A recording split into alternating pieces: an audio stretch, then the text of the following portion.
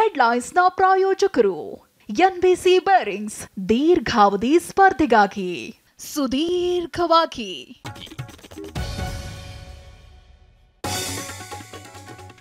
ಇನ್ನೂ ಕುದುರಿಲ್ವಾ ಕೇಂದ್ರ ಕ್ಯಾಬಿನೆಟ್ ಚೌಕಾಸಿ? ದೆಹಲಿಯಲ್ಲಿ ಮ್ಯಾರಥಾನ್ ಮೀಟಿಂಗ್. ಜೂನ್ 9 ಸಂಜೆ 6 ಗಂಟೆಗೆ ಮೋದಿ ಪದಗ್ರಹಣ.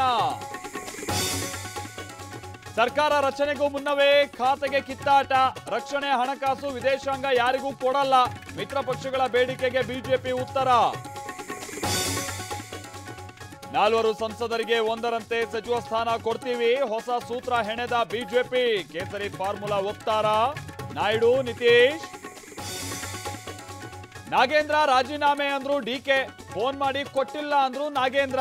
ಸಚಿವರ ತಲೆದಂಡದ ಬಗ್ಗೆ ಭಾರೀ ಗೊಂದಲ.